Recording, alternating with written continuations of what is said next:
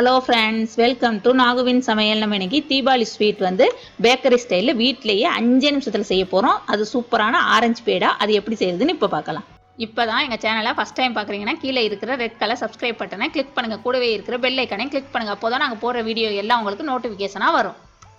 இது செய்கிறதுக்கு இப்போ நான் வந்து 1 கப் அளவுக்கு ரவை எடுத்திருக்கேன். இந்த ரவை வந்து வறுத்ததாக இருந்தாலும் பரவாயில்ல, வறுக்காததாக இருந்தாலும் பரவாயில்ல, எந்த ரவை வேணாலும் நம்ம எடுத்துக்கலாம்.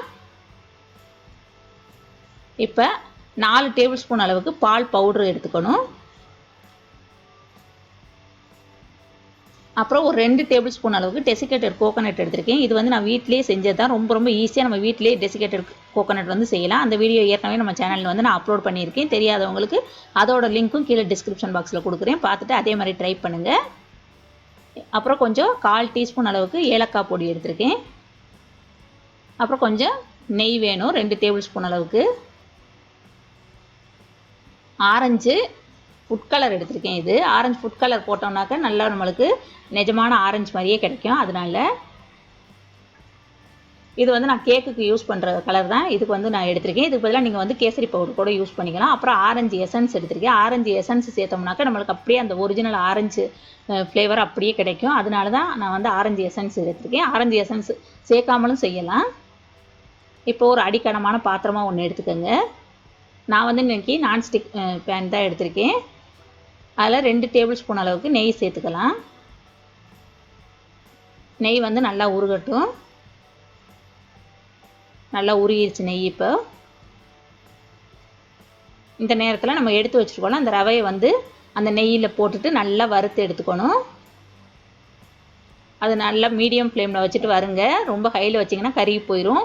அது ரவை வந்து வறுத்த உடனே நல்லா நமக்கு அந்த நெய்யோடு சேர்ந்து நல்ல ஒரு மணம் வரும். அதே மாதிரி ரவையை தொட்டு பார்த்திங்கனாலும் நல்லா சூடு வந்திருக்கும். அந்த நேரத்தில் நம்ம வந்து அடுப்பை ஆஃப் பண்ணிடணும். இப்போ நல்லா ரவை வந்து வறுபட்டுருச்சு. இப்போ நான் அடுப்பை ஆஃப் பண்ணிட்டேன். இதை வேறு ஒரு பவுலில் மாற்றிக்கலாம்.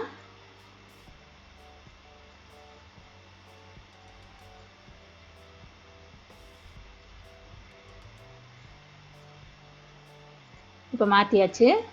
அதே சட்டி தான் எடுத்திருக்கேன், வேறு சட்டியெல்லாம் எடுக்கலை. அந்த சட்டியிலே நம்ம வச்சுருக்கோம்ல ஜீனி, அந்த ஜீனியை சேர்த்தாச்சு 3/4 கப் அளவுக்கு. எந்த கப்பில் எந்த அளவுக்கு ஜீனி எடுத்தோமோ அதே கப்பில் அதே அளவுக்கு தண்ணி எடுத்துக்கோங்க. இப்போ அது வந்து நல்லா சிறு கம்பி பதம்னு சொல்லுவாங்கள்ல, அந்த அளவுக்கு அந்த ஜீனி வந்து உருகி பாகாகணும். நம்மளுக்கு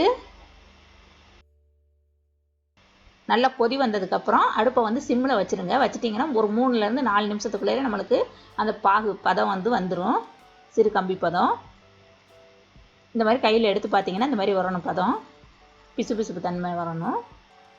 அந்த நேரத்தில் நம்ம வறுத்து வச்சுருக்க ரவையை வந்து அந்த பாகில் வந்து கொட்டிட்டு கிண்டிக்கங்க. கட்டிப்படாமல் கிண்டிக்கணும். கட்டி வந்துச்சுனாக்க கரண்டியோ ஸ்பாட்ச்லாவோ வச்சுட்டு உடச்சி விட்டுக்கோங்க அந்த கட்டியெல்லாம். இப்போ பாருங்கள், இந்த மாதிரி கட்டி இல்லாமல் கிண்டியாச்சு. இப்போ நம்ம வச்சுருக்க பால் பவுடரையும் கொஞ்சம் கொஞ்சமாக சேருங்க. ஒரேடியாக கொட்டிடக்கூடாது. கொஞ்சம் கொஞ்சமாக சேர்த்து அதுவையும் கட்டி இல்லாமல் கலக்கிக்கணும். இப்போ பால் பவுடரும் எல்லாமே சேர்த்தாச்சு. இந்த மாதிரி நல்லா கிண்டி விட்டுக்கணும். இந்த நேரத்தில் டெசிகேட்டட் கோகோனட்டையும் சேர்த்துக்கலாம். சேர்த்துட்டு அதையும் கிண்டி விட்டுக்கோங்க நல்லா. இப்போ ஏலக்காய் பவுட்ரு சேர்க்குறேன். நீங்கள் வந்து ஏலக்காய் பொடி மனம் பிடிக்கிறவங்க சேர்த்துக்கோங்க. அப்படி இல்லைன்னா சேர்க்காமலும் கூட செய்யலாம். ஆனால் சேர்த்தாக்கா நல்லாயிருக்கும் டேஸ்ட்டு. இது மனம் வரும், நல்ல மனம். அதுக்காக தான் சேர்க்குறது. இப்போ ஒரு 3லேருந்து 4 வரையிலும் ஆரஞ்சு எசன்ஸ் சேர்த்துக்கலாம். இந்த ஆரஞ்சு எசன்ஸு, ஆரஞ்சு ஃபுட் கலர்லாம் சேர்க்குறப்ப நல்லா நம்மளுக்கு அப்படியே ஆரஞ்சு க்ரீம் பிஸ்கட் எப்படி இருக்குமோ அதே மாதிரி நல்ல மனம் வருது. இப்போ எல்லாமே எசன்ஸு கலர் எல்லாமே சேர்த்துட்டு நல்லா இந்த மாதிரி சுருண்டு வர்றது வரையிலும் கிண்டிக்கங்க. ரொம்ப நேரம் கிண்ட வேண்டாம். அடுப்பில் வச்சு நல்லா சுருண்டு வந்தால் நம்மளுக்கு போதுமானது. இந்த மாதிரி சுருண்டு வந்த உடனே அடுப்பு ஆஃப் பண்ணிடுங்க. இப்போ பார்க்கையில் நம்மளுக்கு கொஞ்சம் தண்ணியாக இருக்க மாதிரி இருக்கும். ஆறிடுச்சுன்னா கெட்டியாயிரும். அதை வந்து வேறு ஒரு பவுலில் மாற்றிருக்கேன். இது வந்து ரொம்ப ஆற விட்டுறாதீங்க. கொஞ்சம் சூடாக இருக்கையில் நம்ம வந்து உருட்ட ஆரம்பிச்சிடணும். கையில் கொஞ்சமாக நெய் தடவிக்கங்க. ஏன்னா அப்போ தான் கையில் ஒட்டாமல் இருக்கும். அதுக்காக லேசாக நெய் தடவிட்டு சின்ன சின்ன உருண்டைகளாக எடுத்து உருட்டிக்கங்க. இப்போ நம்மளுக்கு பார்க்கையில் தண்ணியாக இருக்க மாதிரி இருக்கும். ஆனால் நம்ம செஞ்சு வச்சுட்டு நம்ம வந்து இதெல்லாம் டெக்கரேட்லாம் பண்ணுறதுக்குள்ளார அது வந்து ஹார்ட் ஆயிடுது.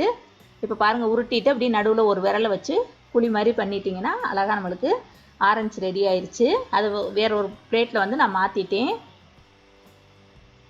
இதே மாதிரி இப்போ எல்லா ஆரஞ்சையும் நம்ம வந்து ரெடி பண்ணிடலாம். இது வந்து மொத்தத்தில் எனக்கு 12 பீஸ் கிடச்சிச்சு பாருங்கள். சூப்பராக இப்போ எல்லா ஆரஞ்சு ரெடியாக இருக்குது. இப்போ வந்து நான் கிராம்பு எடுத்திருக்கேன். இந்த கிராம்பில் நடுவில் உள்ள அந்த விதை மாதிரி இருக்கும்ல, அதை வந்து எடுத்துடணும். நம்ம எடுத்துட்டு அந்த ஒவ்வொரு கிராம்பையும் ஒவ்வொரு ஆரஞ்சில் அழகாக காம்பு மாதிரி குத்தி வச்சிடலாம். இப்போ எல்லா ஆரஞ்சுக்கும் காம்பு ரெடி ஆயிடுச்சு. இனிமேல் நான் வந்து இதில் பிஸ்தா வந்து 2 கட் பண்ணி வச்சுருக்கேன். அந்த பிஸ்தா வந்து அப்படி அழகாக இலை மாதிரி வைக்கிறேன். இதெல்லாம் நம்ம வேணும்னா வச்சுக்கலாம், இல்லைன்னா சும்மா அப்படியே கூட உருட்டிட்டும் சாப்பிட்டுக்கலாம். இப்படி வச்சோன்னா பார்க்குறது கொஞ்சம் அழகாக இருக்கும். குழந்தைங்க வந்து நல்லா விரும்பி சாப்பிடுவாங்கன்றதுக்காக இந்த மாதிரி வச்சது. இப்போ எல்லா ஆரஞ்சுமே நம்மளுக்கு சூப்பராக ரெடி ஆயிடுச்சு பாருங்கள். இப்போ பாருங்கள், வீட்டிலே எவ்வளோ சீக்கிரமாக நம்ம 5 நிமிஷத்தில் நல்லா ஈஸியான ஸ்வீட் செஞ்சாச்சுன்ட்டு ரொம்ப ரொம்ப ஈஸியாக செஞ்சிடலாம். ஆரஞ்சு பேடா. இதே மாதிரி நம்ம வந்து இதை வந்து 1 வாரம் வரையிலும் நம்ம வந்து ஸ்டோர் பண்ணி வச்சு சாப்பிட்டுக்கலாம். ஃப்ரிட்ஜில் தான் வைக்கணும்னு இல்லை, வெளியில் வச்சுமே சாப்பிட்டுக்கலாம். இது மொத்தத்தில் நம்மளுக்கு வந்து 12 பீஸ் கிடச்சிச்சு. இதே மாதிரி நான் வந்து ஏற்கனவே ஒரு வீடியோ ஆப்பிள் பேடான்ட்டு நெஜ ஆப்பிள் மாதிரியே சூப்பரான ஸ்வீட் ரெசிபி, அதுவும் பேக்கரியில் கிடைக்கிற அதே டேஸ்ட்டோடு இருக்கும். அந்த ரெசிபியும் நான் ஏற்கனவே நம்ம சேனலில் அப்லோட் பண்ணியிருக்கேன். தெரியாதவங்களுக்கு நிறையா ஸ்வீட் ரெசிபியும் நம்ம சேனலில் இருக்குது. அதோட லிங்க்கும் கீழே டிஸ்கிரிப்ஷனில் கொடுக்குறேன். பார்த்துட்டு அதே மாதிரி எல்லா ஸ்வீட்டையுமே நீங்கள் ட்ரை பண்ணி பாருங்கள் இந்த தீபாவளிக்கு. இந்த வீடியோ உங்களுக்கு பிடிச்சிச்சின்னா லைக் பண்ணுங்கள், ஷேர் பண்ணுங்கள், சப்ஸ்கிரைப் பண்ணுங்கள். கூடவே இருக்கிற பெல் ஐக்கானையும் கிளிக் பண்ணுங்கள். தேங்க்யூ.